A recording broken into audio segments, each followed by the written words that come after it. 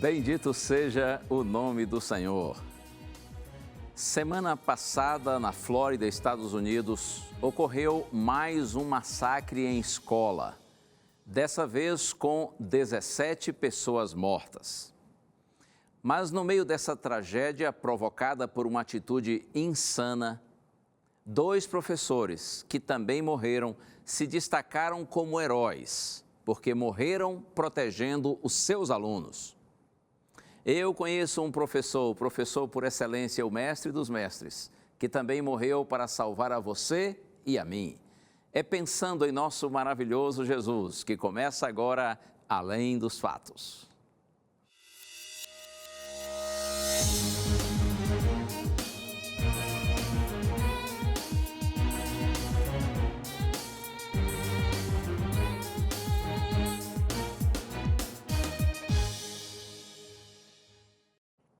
É bom estarmos juntos mais uma vez, seja de noite ou de dia.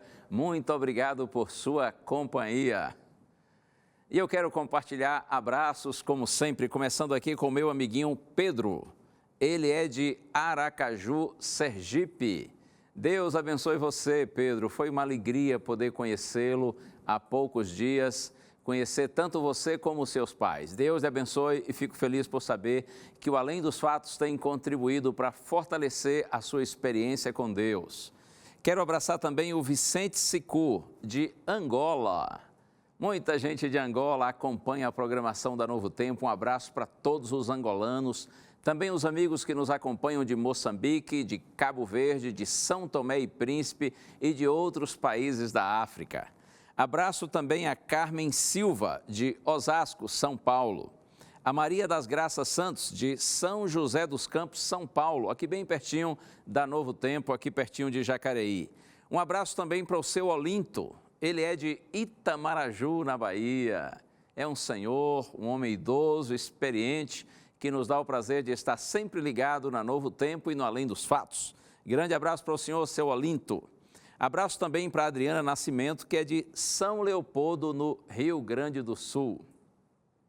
Por falar no Rio Grande do Sul, nos gaúchos, eu quero mandar também um forte abraço para os irmãos e amigos queridos lá das igrejas de Cachoeirinha, que fica na Grande Porto Alegre. Um abraço para os irmãos da Igreja Central de Cachoeirinha, do Parque da Matriz, do Jardim do Bosque, Brasília e Vila Imbuí. Qualquer semelhança entre o pastor de vocês, pastor Jorge Brito, e eu, não é mera coincidência. É que nós somos irmãos por parte de pai e de mãe. Nós dois somos feitos na mesma forma. Deus abençoe todos vocês aí. E eu espero logo, logo, pela graça do Senhor, poder fazer uma visita aí nessas terras gaúchas. Deus abençoe a todos. E você, onde quer que esteja nessa hora acompanhando a nossa programação, muito obrigado pelo carinho de sua audiência, tanto você que está aqui no Brasil, como em qualquer outro país do mundo. E a gente tem um presente para você, que é a revista Verdades para o Tempo do Fim. Esta revista é um lindo estudo bíblico com 16 temas da Palavra do Senhor, apresentados numa linguagem simples, clara, compreensível, para ajudar você a compreender melhor a Santa Bíblia. Se você desejar essa revista, é só pedir que a gente lhe manda pelo correio, não vai lhe custar absolutamente nada.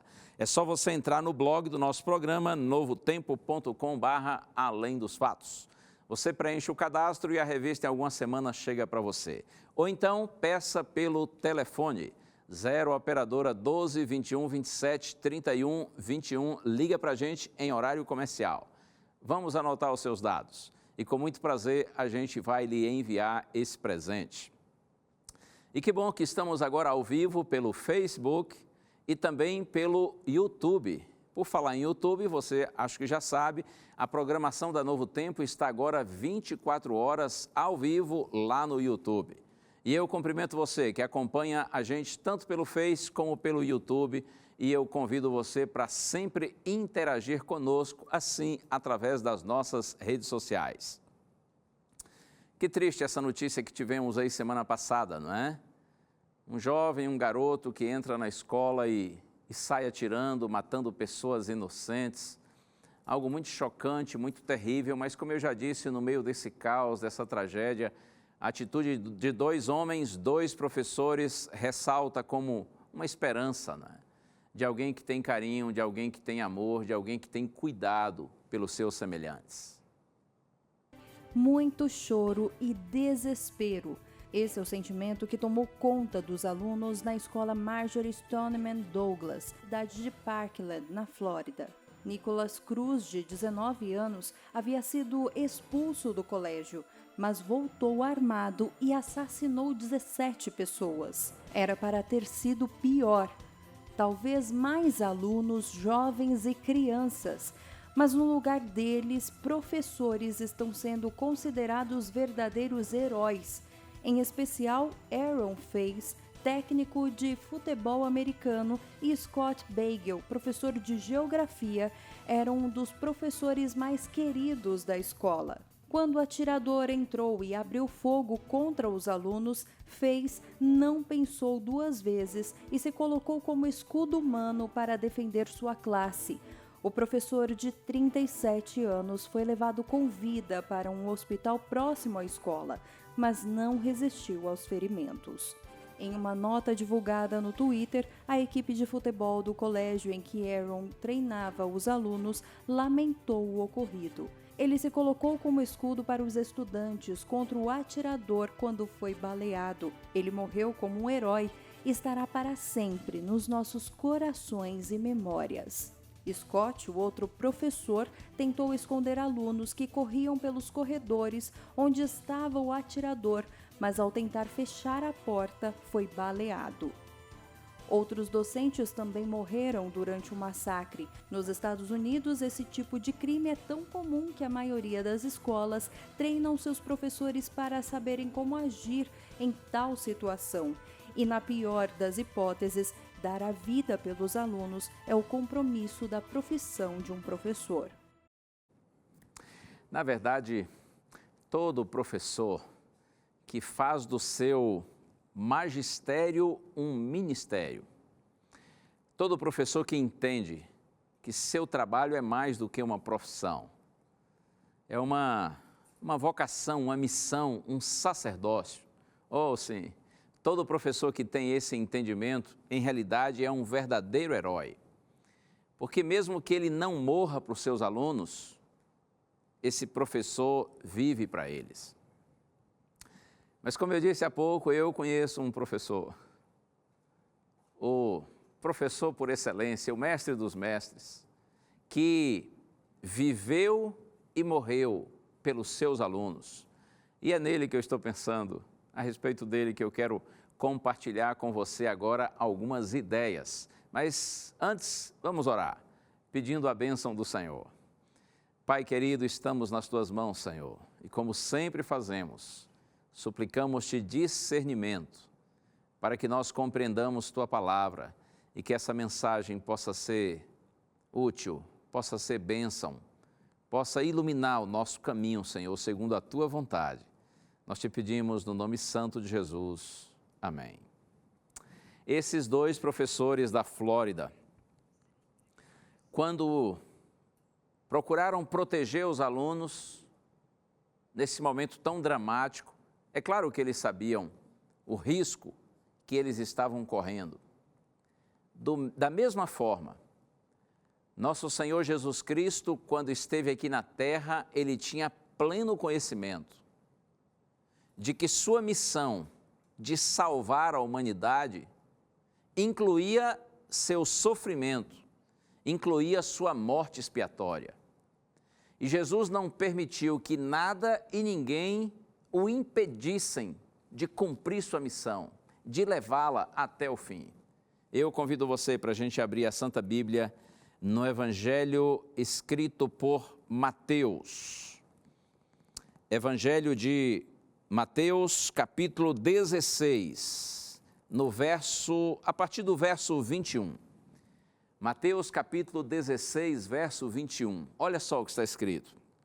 Desde esse tempo começou Jesus Cristo a mostrar a seus discípulos que lhe era necessário seguir para Jerusalém e sofrer muitas coisas dos anciãos, dos principais sacerdotes e dos escribas, ser morto e ressuscitado no terceiro dia. Agora veja, a partir do verso 22. E Pedro, chamando-o à parte, começou a reprová-lo, dizendo: tem compaixão de ti, Senhor, isso de modo algum te acontecerá. Mas Jesus, voltando-se, disse a Pedro: arreda, Satanás, tu és para mim pedra de tropeço, porque não cogitas das coisas de Deus, e sim das dos homens. Tremendo isso aqui, não é? Até um pouco assustador quando a gente lê, especialmente a maneira como Jesus se referiu a Pedro. No início do texto é dito assim, que desde esse tempo começou Jesus a mostrar aos seus discípulos que lhe era necessário subir para Jerusalém e então sofrer, morrer e depois ser ressuscitado. A partir desse momento, é isso que Mateus está dizendo, Jesus começou a dizer para os discípulos qual era de fato o propósito maior de sua missão nessa terra. Jesus, a partir daqui, repetidas vezes, ele procura mostrar para os discípulos que ele iria sofrer, morrer e ressuscitar.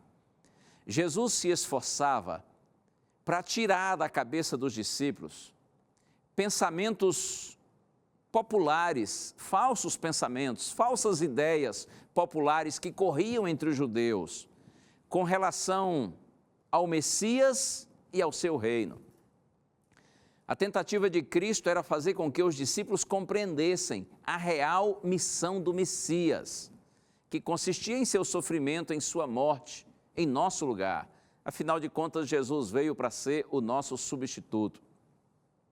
Mas é interessante que a gente vê claramente que os discípulos tinham muita dificuldade de compreender isso. Eles tinham dificuldade de aceitar, assim, ideias que para eles eram desagradáveis, que não estavam associadas com vitória, com grandeza, com realeza.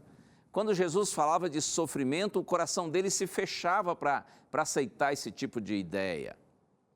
E outro aspecto que acho também interessante é o fato de que eles resistiam a aceitar uma ideia contrária às suas opiniões preconcebidas. E isso, ao meditar nisso, eu fico pensando quantas vezes acontece algo semelhante com a gente também, não é? Quantas vezes nós temos dificuldade de aceitar o cristianismo como uma cruz. Nós associamos o cristianismo apenas à coroa. Há muitos cristãos que desejam, que almejam a coroa, porém eles evitam a cruz. Há muitos cristãos que querem desfrutar os privilégios do cristianismo, mas eles não querem assumir os compromissos. E mais que isso, quantas vezes nossas ideias preconcebidas, a gente se fecha nelas e a gente não aceita, não entende, não abre o coração para novas verdades bíblicas. Há pessoas que estudam a Bíblia, mas quando encontram orientações que são diferentes daquelas que lhe foram ensinadas no passado, ensinos que ele absorveu, que ele entendeu e viveu por muito tempo, quando de repente descobre na Bíblia algo diferente, prefere ignorar o que a palavra de Deus diz e permanecer com suas ideias anteriores. Era exatamente isso que estava acontecendo com os discípulos do Senhor Jesus Cristo. E olha só, o texto diz que Pedro, quando Jesus disse que iria morrer, Pedro chamou Jesus à parte e começou a reprová-lo, dizendo: tem compaixão de ti, Senhor, isso de modo algum te acontecerá. Olha que ousadia de Pedro, hein? Pedro não era fácil, não. Quando Jesus disse que ia morrer, que ia sofrer, ressuscitar, Pedro disse: opa, Jesus está pensando bobagem, isso não pode acontecer. O Messias sofrer, nosso Messias, que será nosso Rei glorioso, sofreu, nada a ver, Jesus está pensando bobagem. Então, Pedro chamou Jesus à parte, chamou Jesus para uma conversa particular, imaginando que estava orientando Cristo, ajudando Cristo. E quem sabe pensou assim: eu vou reprová-lo, mas vou reprová-lo em particular. Vou evitar de expô-lo publicamente. Eu vou procurar ser bastante ético. Ai, ai, hein? Quando Pedro falou essas coisas para Jesus e disse: olha, Senhor, isso de modo nenhum te acontecerá. A Bíblia diz que Jesus voltou-se para Pedro e disse assim: arreda-te, Satanás, porque tu és para mim pedra de tropeço. Cogitas não das coisas de Deus, e sim das coisas dos homens. Pedro, com aquela sua atitude, com aquela sua iniciativa, estava sendo extremamente egoísta, porque Pedro não conseguia associar a ideia de que ele estava se associando a um plano que incluía sofrimento. Naquele momento, Pedro, em realidade, estava sendo o porta-voz do inimigo, porta-voz do diabo. Por isso que Jesus disse assim: arreda de Satanás. Jesus se referia a Pedro, porém muito mais do que a Pedro. Jesus estava falando com o próprio inimigo invisível que usava Pedro naquele momento. Jesus falava com o diabo e Jesus disse: arreda-te, ou seja, vá embora, afaste-se de mim. Você se lembra quando Jesus estava no deserto e foi tentado depois de jejuar por 40 dias?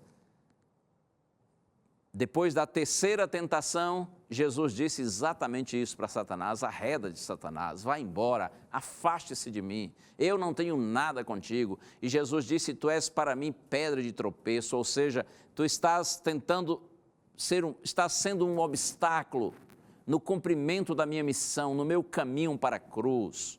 Cogitas não dos pensamentos de Deus, e sim dos homens. A ideia de que, na verdade, Pedro falou por sugestão do inimigo. Nada, ninguém conseguia impedir o Senhor Jesus Cristo de cumprir a sua missão, porque ele estava determinado, foi para isso que o Senhor veio a este mundo. E de repente você pode perguntar assim: mas afinal de contas, pastor, por que Jesus precisou morrer em nosso lugar? Por que Jesus veio para ser o nosso substituto? De forma bem simples e bem direta.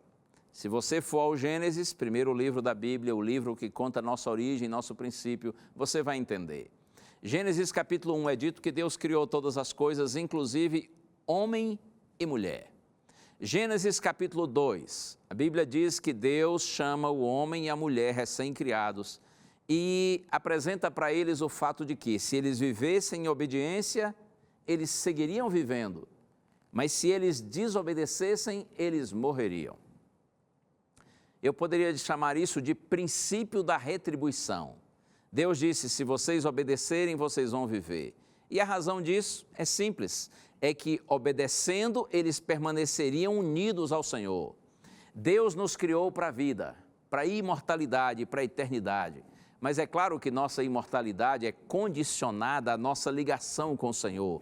O único que é imortal por si mesmo, o único que é eterno. Então, se vocês viverem em obediência, viverão unidos a mim e terão a eternidade, a imortalidade. Mas, disse Deus, se vocês desobedecerem, vocês vão morrer. Porque com a desobediência, o próprio homem se separaria de Deus, a fonte da vida. E aí, quando a gente vai a Gênesis capítulo 3, a gente entende claramente que o homem desobedeceu. Nossos primeiros pais pecaram e se afastaram de Deus e, consequentemente, estavam condenados à morte. Veja, no princípio da retribuição, não dizia que não poderia haver uma troca. E foi exatamente isso que aconteceu.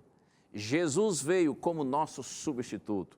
Jesus veio para morrer em nosso lugar. Eu convido você para a Bíblia. E vamos agora à Epístola de Paulo aos Gálatas. Capítulo 3, verso 13. Está escrito assim: Cristo nos resgatou da maldição da lei, fazendo-se Ele próprio maldição em nosso lugar. Porque está escrito: maldito todo aquele que for pendurado em madeiro. Cristo nos resgatou, nos libertou, nos salvou da maldição da lei, ou seja, da condenação da lei. Porque a lei dizia: se pecar, morre, se não pecar, vive. Nós pecamos, merecemos a morte, mas Cristo nos resgatou da maldição da lei, fazendo-se Ele próprio maldição, fazendo-se Ele próprio condenado em nosso lugar. Vamos mais? Vamos aqui só voltar um pouquinho as páginas, segunda carta de Paulo aos Coríntios, no capítulo 5, verso 21, está escrito assim: Aquele que não conheceu o pecado, ele o fez pecado por nós, para que nele fôssemos feitos justiça de Deus. Aquele que não conheceu o pecado, claro que está se referindo ao Senhor Jesus Cristo, porque você sabe, a Bíblia diz que Jesus foi tentado em todas as coisas, à nossa semelhança, do mesmo jeito que você e eu somos, mas sem pecado. Isso é Epístola aos Hebreus, capítulo 4, verso 15. Jesus nunca pecou, Jesus nunca condescendeu com o pecado. Por isso é que é dito que aquele que não conheceu o pecado, ele, Deus, o fez pecado por nós, para que nele nós fôssemos feitos justiça de Deus. Na cruz, Deus o Pai considerou Jesus como um pecador, ainda que ele nunca tenha sido. E aí a Bíblia diz que ele o fez pecado por nós, para que nele nós fôssemos feitos justiça de Deus. Nossos pecados foram imputados a Cristo, ainda que, é claro, os pecados fossem nossos e não dele. E a justiça de Cristo, ela é imputada a nós, ainda que nós não a mereçamos. Essa justiça é imputada a nossa como se fosse nossa, é imputada a nós como se fosse nossa. Tudo isso por conta do Senhor Jesus Cristo ter vindo ao mundo e ter sofrido em nosso lugar e ser o nosso substituto. Ou eu teria tantas outras coisas para lhe dizer, mas o nosso tempo é curto, né? Por isso eu vou resumir um pouco mais. Eu quero lembrar a você que Jesus não era um coitadinho indefeso, que preso, injustiçado e condenado não podia defender-se. Você se lembra? Os evangelhos, os 4 evangelhos inclusive contam esse fato. Quando Jesus foi preso, um dos discípulos de Cristo, João diz que foi Pedro, no evangelho de João é dito isso. Pedro, muito afoito, não é? Muito impetuoso, a Bíblia diz que Pedro pegou uma espada e feriu um servo do sumo sacerdote. E nessa hora Jesus disse assim para Pedro: olha, guarde sua espada, até porque você não sabe que se eu pedisse ao Pai, Ele enviaria mais do que 12 legiões de anjos para me proteger, para me guardar. Mas, disse Jesus, a profecia tem que se cumprir.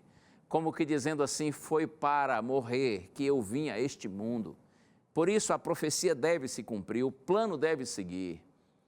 E lá no Evangelho de João, capítulo 10, quando Jesus se apresenta como o bom pastor, Jesus diz assim: eu sou bom pastor, eu dou a vida pelas minhas ovelhas. E aí, falando de sua própria vida, Jesus diz assim: ninguém a tira de mim, pelo contrário, eu espontaneamente a dou. Por isso que eu digo para você, Jesus não era um coitadinho indefeso, que estava ali à mercê dos seus inimigos, não poderia defender-se se quisesse. Jesus não quer que você olhe para ele e simplesmente sinta dó dele. Jesus quer que você entenda a razão de sua morte, a razão de sua missão, porque ele veio a este mundo. Jesus quer que você e eu entendamos que seu sacrifício só será efetivo para a nossa salvação se nós o aceitarmos como Salvador pessoal.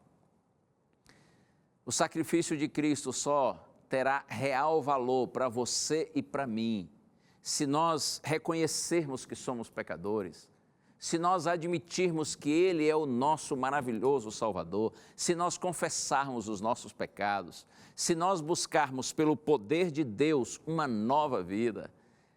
O sacrifício de Cristo só será efetivo para a sua e para a minha salvação se nós declararmos, confessarmos Jesus diante de Deus e dos homens, se dele nós não nos envergonharmos. Ou quantas pessoas olham para Cristo e imaginam o sofrimento de Jesus na cruz e simplesmente sentem dó dele. Repito, Jesus não quer que você apenas sinta dó dele.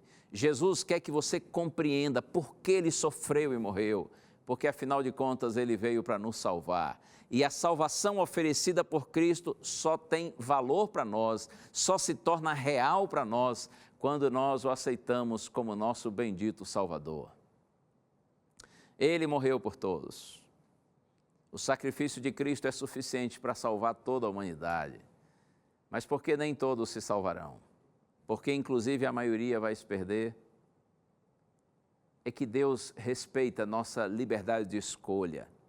Nós podemos aceitá-lo como nosso Salvador, ou simplesmente rejeitá-lo, ou ignorá-lo, desprezá-lo. Nossos primeiros pais, Adão e Eva no Éden, lamentavelmente optaram por desobedecer, por descrer.